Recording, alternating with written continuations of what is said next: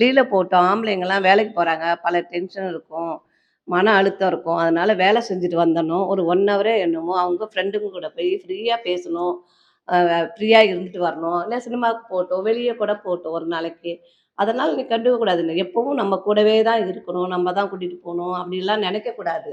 அப்படிலாம் நெனச்சா அவங்க மன இறுக்கம் ரொம்ப இறுக்கமா இருக்கும். இப்ப நெறைய ஹார்ட் ப்ராப்ளம்லாம் வருதுன்னா எப்படி?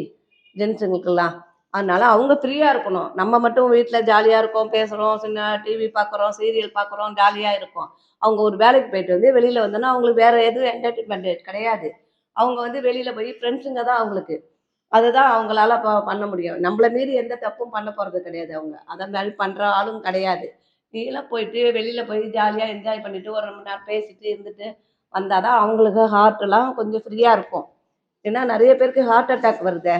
அதெல்லாம் இருக்கக்கூடாது. மன அழுத்தம் வரக்கூடாது. ஃப்ரீயா இருக்கணும். எப்போதும் சிரிச்சுக்கிட்டு ஒரே அப்படியே பேசிட்டு இருந்தா தான் அவங்களும் கொஞ்சம் ஃப்ரீயா இருப்பாங்க.